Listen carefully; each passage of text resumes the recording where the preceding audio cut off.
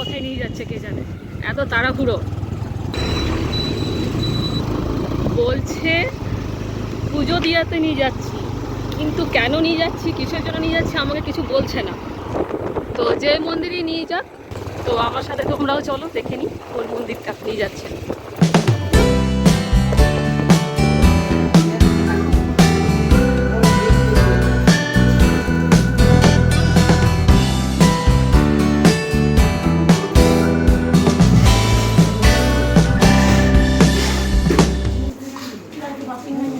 তো এটা হচ্ছে নিমচা কালী মন্দির, এখানে আমাকে নিয়ে গেছে।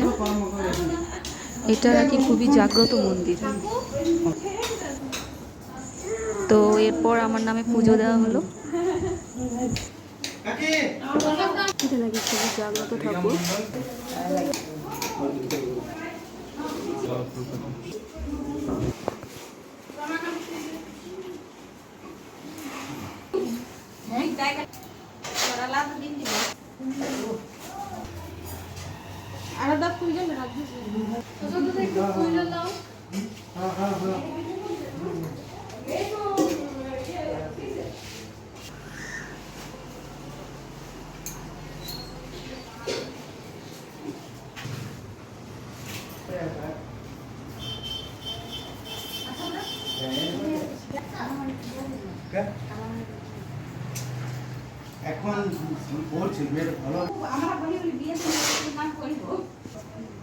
পুজো শেষ, এবার প্রসাদ নিয়ে যাওয়ার পালা। তো প্রসাদটা খুলে নিয়ে প্লাস্টিকে করে আমরা নিয়ে গেছি। আর এই ঝুড়িটা এখানকারই, তাই এটা রেখে গেছি। এবার বাড়ি ফেরার পালা। গাছটাকে নিচ্ছি।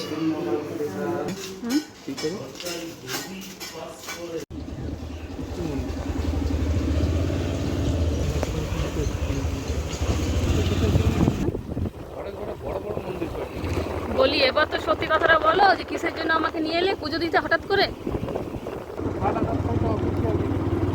তো ফেরত আসার সময় আমি জিজ্ঞাসা করলাম যে সত্যি কথাটা কি, কিসের জন্য পুজো দিতে গেছে বা কী জন্য।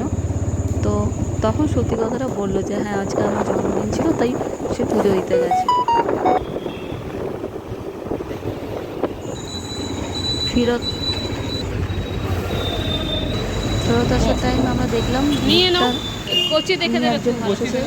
তো আমরা ভাবলাম কয়েকটা ভুট্টা নিয়ে নিই।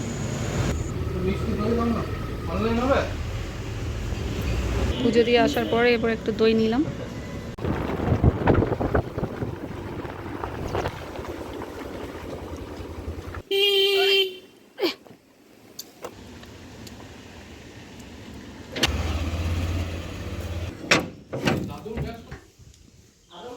হ্যাঁ, আরও ছিল অনেকেই।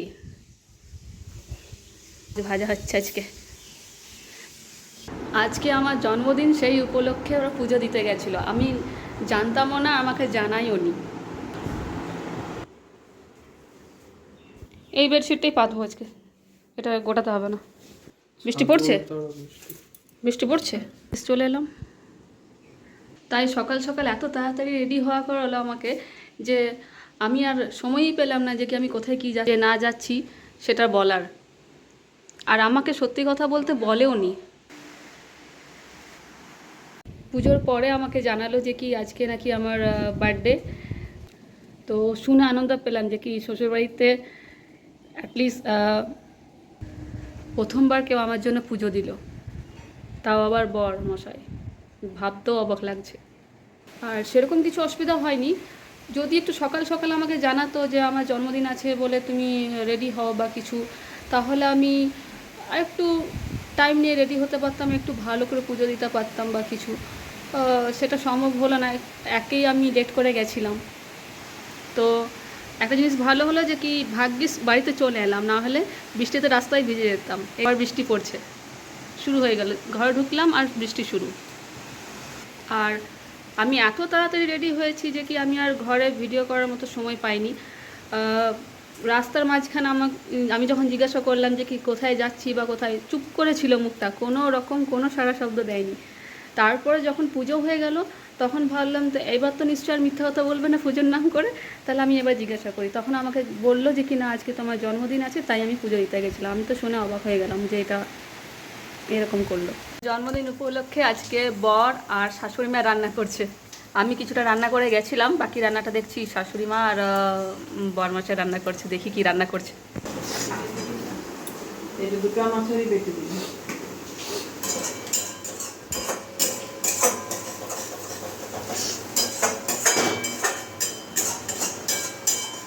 আস্তে আস্তে, বাপরে বাপরে।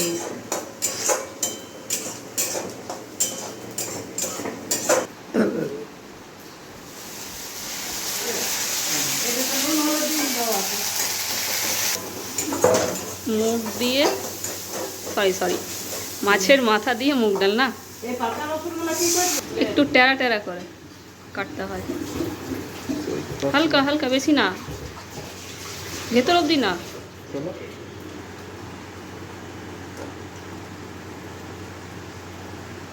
একটি করে দিবি, সবগুলো দিস না। কড়াই একটু কড়া চওড়া কড়াই। আর আজকে হবে পমফ্রেট মাছের কালিয়া, তাই না? বাঙালি স্টাইলে, বাঙালি স্টাইলে সবই হয়। বাঙালিদের ঝোল খায়।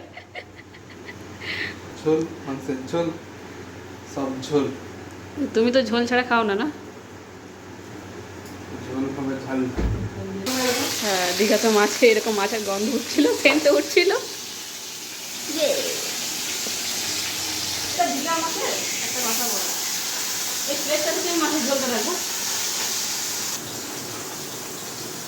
আমি জানি বলি তো মশলাটা তোমার বেশি পর তাড়াতাড়ি করতে গেলে না না না না, আমার পমফ্রেট মাছ। বেছে দিলে অল্প বুঝিয়ে দিয়েছি। হ্যাঁ হয়েছে। কি দেখছো গো তুমি? মাছের মাথা। আচ্ছা,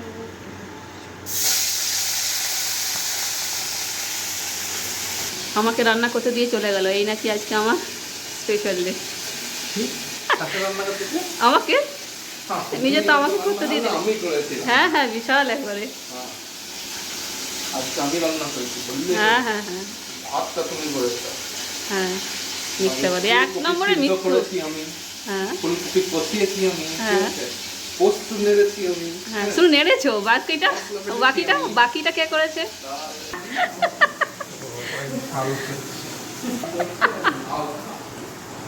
তো লাউটা তো ভালো জিনিস না, খারাপ জিনিস তো নয়। তুমি লাউ কেন নি? দোকানওয়ালা ও ভুল করে দিয়ে দিয়েছে। আজকে বড়মশাই লাউ কেনেনি, কিন্তু যে সবজিওয়ালা ছিল সে ভুল করে ফ্রিজতে লাউটা দিয়ে দিয়েছে। সেই লাউটা আজকে আমরা রান্না করেছিলাম। আর সেই লাউ রান্না দেখেই বড় রেগে গেল যে কি আজকে কি রান্না হচ্ছে, এটা কেন? আমি তো অন্য কিছু বলেছিলাম, আমি তো লাউ বলিনি। এমনভাবে মাছটা ছাড়লে যে পুরো আমার কপালে এসে তেলটা ছিটকালো। পুড়িয়ে ফাড়িয়ে দেবে আমাকে, মনে হচ্ছে যা করছো তুমি। আমাকে দিচ্ছেও না করতে, আর নিজে ছাড়তেও পারছে না।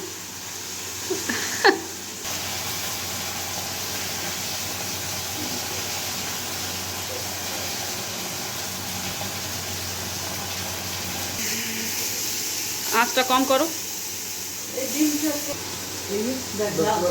বাড়ি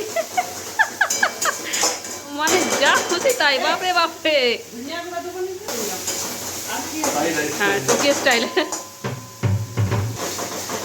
যা রান্না করছো, বাপরে বাপরে। সে বাড়ি আওয়াজ পাচ্ছে তোমার রান্না, বাপরে বাপ। হ্যাঁ সেই ঠকে গেলে। আর আজকে জন্মদিনে আমার কি কি, হ্যাঁ না না ওইখানেই আছে, দেখে নাও। আজকে জন্মদিনে কি কি রান্না হবে না হবে সেটা আমি দেখাবো যখন খাওয়ার টেবিলে, যখন খাবো তখন দেখাবো।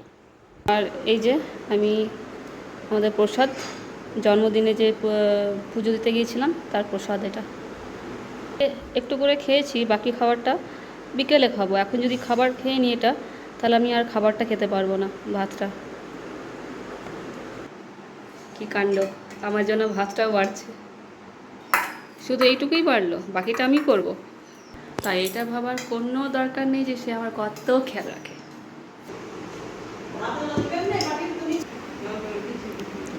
আজকে আমার জন্মদিনের স্পেশাল মেনু, লেবু লঙ্কা, যাতে নজর না লাগে আমার, তাই।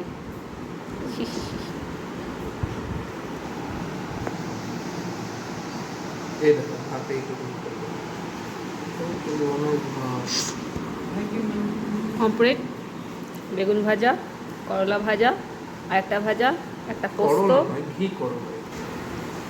সবজি, আরেক রকমের পোস্ত, আর আছে মাছের মাথা দিয়ে মুগ ডাল, আর এটা তো দেখালামই, জল, নুন, তেল, যা যা দরকার খাওয়ার জন্য। এখানে রাখার জায়গা নেই। হ্যাঁ, আরেকবার বলো, কি বললে? মিষ্টি আর দইটা ফ্রিজে রাখা আছে, হ্যাঁ, এখানে নামানোর জায়গা নেই, আর তুমি খেতেও পারবে না আই গেস। হ্যাঁ। তার জন্য এটা তৈরি বিকেল। কত সুন্দর। আজকের ভিডিও এখানে শেষ করছি, দেখা হবে নেক্সট ভিডিওতে। বাই।